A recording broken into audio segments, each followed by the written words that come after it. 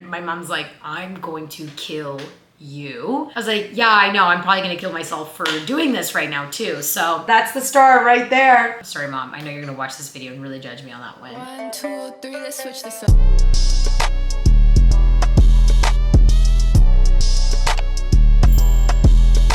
Hello, my little honeys. Welcome back to my channel. If you are new, my name is Anastasia, also known as your fave social media girl. I'm a Canadian actor based here in Toronto. I make videos about acting, self-love, body positivity, and of course, occasional vlogs. If you have not done so already, please don't forget to subscribe. And of course, don't forget to turn on the bell notification button so you know every single time that I post, which is on I wanted to do a little fun video today to welcome all of my new subscribers because I've gained a few more in the last sort of couple of weeks. And I thought to do a little introduction video about me, who I am. And so what better way to do it than name 20 fun facts. Well, I don't know, maybe not all of them are fun, but 20 facts about me. Yes, I also cut my hair. Actually, question of the video. I am due to get new headshots in about, let's say, the next month or two. And I have been debating seriously about changing my entire look. So I was either thinking of keeping my own hair color, but like cutting my hair to like here, like short bob vibes. Option 2 is to dye it sort of the Riverdale actress Madeleine Pesch, I think that's how you say her name. Her sort of ginger hair color, maybe not as fiery ginger, but towards that direction. Either keeping my hair this length and dyeing it that gingerish color, or cutting it that short bob style and then also dyeing it ginger. And then option 3 was growing my hair out a little bit longer, like roughly maybe about here, having a long bob is what they call it, and then dyeing my hair also the ginger color. So those are 3 options. Help me out here, honeys. I don't know which one to choose. Oh God. Anyways, okay, enough about that. Let's get into the 20 facts about me and welcome all of my new subscribers. Honeys, thank you so much for coming on my little journey with me. I really appreciate it. Fact number 1, I know 3 languages. English is actually not my first language. I know Russian, English, and French, even though I'm Ukrainian, but historically, because my parents were born in Ukraine and it was during Soviet Union, during that time, the Russification was huge. Obviously still is with what's going on in Ukraine. And everybody was forced to learn Russian. And so that's kind of how it happened that I ended up learning Russian over Ukrainian. Now I am trying to learn Ukrainian as well because that is something that I dealt with my entire life, where people are like, oh, what language are you speaking? I'm like, Russian. And then they're like, oh, so are you Russian? I'm like, no, I'm Ukrainian.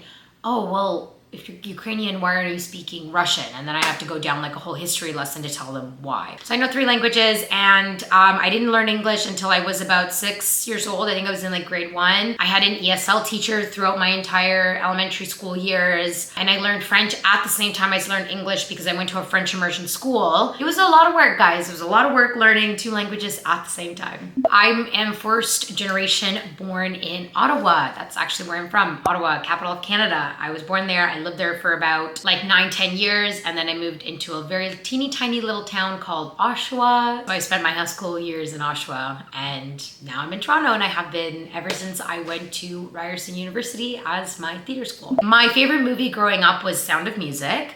I was obsessed with that movie. I would watch it like 10 times a day, and we all know that movie's long, so pretty much my eyes were glued to the TV. I knew all of the songs, and I don't know why I love that movie so much. My dream job that I wanted to do as a kid was actually be a spy. I was obsessed with like FBI, CIA, I don't know. Yeah, but I'm not a spy, obviously. I'm an actor instead, but yes, I wanted to be a spy. My arts, like my artistic abilities, actually started in cultural dance, specifically in Ukrainian dance. Because my parents spoke Russian to me and taught me Russian, I went to Saturday Russian school, and there they had cultural dancing and they had Ukrainian dancing. And so I would do Ukrainian dancing, and that was like my first taste of ever getting into sort of the arts stuff. I fell in love with dance and kind of went on from there. So my first acting little gig was actually in Saturday Russian school. I was in a play, I believe it's called Morozka, I think that's called Moroska. It's about like this girl and she has a stepmom, kind of like Cinderella vibes a little bit, but like Slavic version. So yeah, and I played the ugly witch that like lived in an ugly house. Yes, that was my first acting role and I was very excited to be playing that role. My legit real like show that I ever did that was not like kid stuff was actually musicals, musical theater. My first one I believe was The King and I did it at the Oshawa Little Theater, and then in high school I was your literal typical musical theater kid. I did like Oklahoma, we did Guys and Dolls, we did Fiddler on the Roof, we did White Christmas. I was all up in that musical theater stuff. So when I came to Ryerson University, I had a really hard time transitioning because musical theater kids, like no tea, no shade, like not shaming or anything, but we are taught in a very different, like everything's big and hurrah and yes and woo. And so I came into, you know, to do natural, very different type of acting. And everyone's like, whoa, she has a lot of energy, because that's kind of what musical theater is. So I had a hard time learning how to not be so like over the top, almost like overly fake a little bit and dramatic, because that's not really needed when it comes to the film, TV, theater acting. I was a competitive dancer for many years. So after my Ukrainian dance kind of started off, I continued doing that. And then I went into like traditional Mexican dance as well, because my sister was doing Latin dance at this folklore group, and I went to watch her show and I was just in love with the costumes, like their traditional like dance costumes, their like hair pieces, and just like the partner dancing. So I signed up and it was a lot of fun. I had a really nice time. So that was a really big highlight of my childhood. When I moved to Oshawa, I started doing competitive dancing. Like I joined a competitive group. It was really intensive. I had to learn jazz, tap, hip hop, like acro, ballet, the whole thing. Yeah, I never went into dance after that. Like after I graduated high school, I went down the acting route instead. I think I always knew that dance was more of a hobby for me than an actual acting career. So I just kind of was like,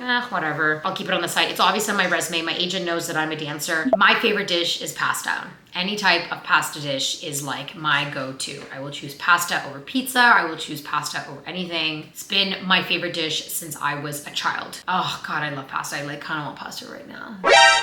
When I was applying to theater schools, when I was graduating high school, I actually had, I guess my spy FBI-ness stayed within me as a child, because I actually had a huge interest in criminology and in homicide detective. So I applied to a bunch of programs around my area, and I got into all of them, which was great. And then I got into my theater schools as well. And then my parents were like, okay, well, where do you want to go? I still wonder to this day, like if I chose to go to criminology, like where would my life be? Like would I have a YouTube channel? Would it be about criminology? Like would I have ever continue doing maybe acting on the side? Still, I don't know. I really have no idea. I still am obsessed with all murder things and killers. I read a lot of psychology books about killers, famous killers, and how their brains work and everything. Like it's really intriguing to me. So I don't know, I'm 26. I've always wanted to have my master's, and I've debated like, should I maybe get a master's in some sort of crim stuff, but we'll see where life takes you, you know? I actually have a video about this. So I have a medical condition with my vocal cords. It's called saltus vocalis. It's a very rare genetic condition. So we don't know who else in my family had it, because no one else has vocal problems. But yeah, that's like sort of my thing. I don't ever really advertise it when I'm doing acting unless I need to. There are things that I can and cannot do when it comes to acting. If I'm asked to scream like 24/7, I might most likely will have to be like, look, I can do it for a few takes, but I cannot scream for the entire day. Otherwise, I will not be able to do anything for you guys tomorrow. I did a 4-year acting conservatory program. It was very intense. It was traumatic, and it was a lot. I have a video about it. I talk about my theater school experience and kind of sort of the abuse and trauma that theater schools have. And unfortunately, fortunately and unfortunately, I should say, that I was one of the students that was severely sort of antagonized by the teachers. And I say fortunately because of it, it actually made me a really strong person.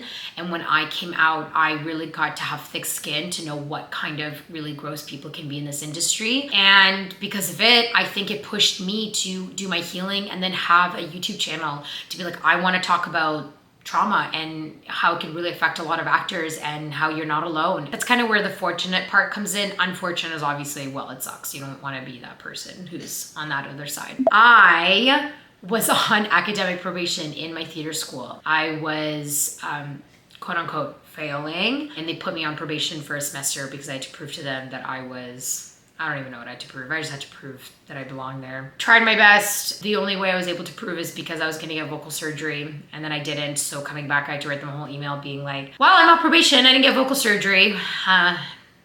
Yeah, and nobody answered, so that was also a nice feeling. But check out the whole video. You could hear the whole story of how it all went down. My YouTube channel, originally, I started it, I wanted to be like a lifestyle kind of vibe. You know, what I do in a day, what I eat in a day, get ready with me, you know, clothing hauls. And I started doing it, and I realized that I was like, I just am not being me. I'm not being authentic. I'm being fake. I feel like I'm doing a video because I have to do a video, not because I want to do a video. And I think that's where I actually took a break from a YouTube channel for 4 months to be like, what am I doing with my channel? Because I struggled when people are like, what's your channel about? I'd be like, it's about everything. Like, I don't know. Like, and so kind of my friends and my family were like, Anna, like, you've been through a lot in this industry in acting and you have so much to say and you've learned a lot. You can really help a lot of people. Yeah, so now that's kind of how my YouTube channel morphed from lifestyle to what it is now. Yeah. I guess this ties into my previous number 14, but I still struggle in believing myself that I will make it in this industry. I'm kind of going through that really hard right now. I'm having a bit of an over obsession with auditions. I get an audition and I think about it all day long and it really screws around with my head. And I get really upset when like technically the date I could have booked it passes and I obviously find out that I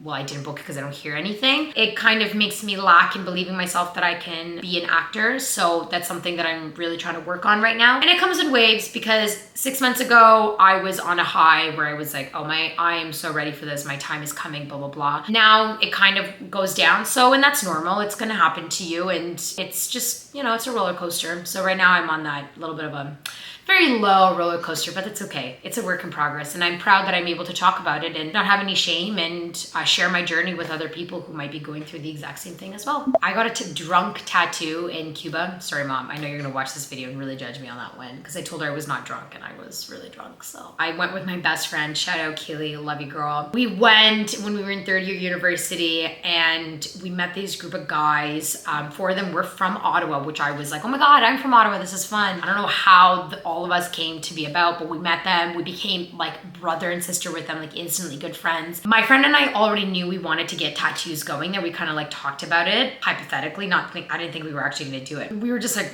shots of tequila, you know, came in and we were like, yeah, we're going down to the city. We're gonna get tattoos today. And these guys were like, yo, we'll come with you. We'll get matching tattoos. So we took a city bus. We went to this tattoo place. We went and got tattoos with these random guys. Shout out to this Star Cuba crew. That's literally our group chat. We still have it all these years. And mine got infected, like severely got infected to the point where I came back and I had to do blood work for like hepatitis A, B, C, like everything. That was like the lowest point of my life, I would say, when I was sitting there and my mom's like, I'm going to kill you. I was like, yeah, I know. I'm probably gonna kill myself for doing this right now too. So actually, let me show you guys. That's the star right there. Me like shoving my massive foot. Honestly, I don't regret it and I'll never take it off. I love that tattoo. It's like, every time I look down at it, I'm like, what a great memory of a good trip.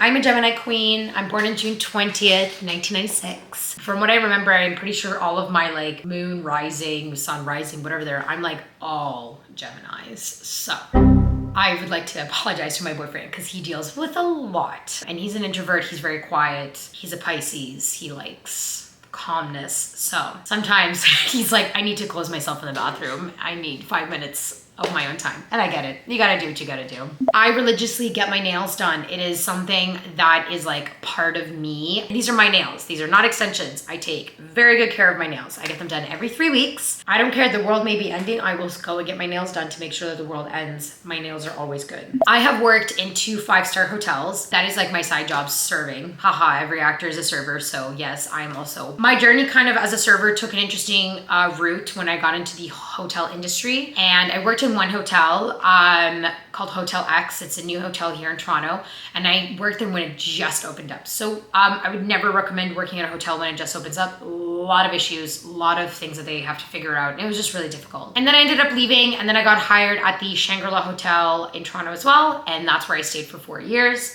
I learned a lot about everything wine, cocktails, like the whole 5-star luxury lifestyle. And then I left and I took 3 months off. I had a few interviews and they ended up all being dead ends. Some of them never even reached out to me after I applied. Yeah, I kind of was like, okay, well, I need money. It's been 3 months. I'm going through my savings. And so a friend of mine, he's a really good friend of mine and my boyfriend's, and he sort of said, why don't you come and work at the Ritz-Carlton for me for a little bit while you sort of figure your stuff out. And I thought, yeah, why not? Like, it's fun to have a manager that's your friend. I have a lot of feelings about it. I felt like a lot of shame going back into the serving world because I worked so hard and wanting to get out, and actually felt like this is it. Like, I think I'm done with serving. Like, I don't think I'm ever going back. Like, I think I'm gonna find another job or something's gonna happen or whatever.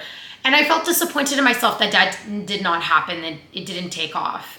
Oh my God, we're already at 20. I don't like chocolate or sweets. I'm a salty girl. I will always go for chips or like salty dishes. Actually, funny quick story. When I met my boyfriend, he worked at Lindt, the chocolate store. And it was funny because on our first date, he brought me like a bag of chocolates as like, you know, a little present for the first date. And I didn't want to say anything to him that I don't like chocolate. So I like took the bag and I was like, oh wow, thank you so much. It's so sweet. We went on a second date, and the second date, he also shows up with like a little bag of like cute little bag of chocolates for me. And I was like, oh my God, okay, wow, thank you. He still doesn't know that I don't like chocolate. And then by the third date, he comes again with this present, and I was like, okay, now I feel bad because we're going on 3 dates now. Like, things are kind of moving along. I don't want to keep lying to him and taking these chocolates when I'm like, I don't like them and I'm not eating them. So then I told him, I said, thanks so much for all this chocolate, but I'm like, you need to stop bringing it because I don't like chocolate. So he's like, where's all the other ones that I brought you? And I was like, I live with 2 roommates that are chocolate lovers. So they have been very happy that you've been bringing chocolate over. Yep. Now he knows that I don't like chocolate. So obviously chocolate is never a present I get for Valentine's Day or anything like that. Honeys, those are my 20 facts about me. I hope you enjoyed them. Don't forget to comment about my hair. Honeys, I really need your help. I have no idea what I'm doing and I really need to make this decision fast. I love you all. I'm gonna see you all next Friday, and have a wonderful weekend. Mwah. Bye, honeys.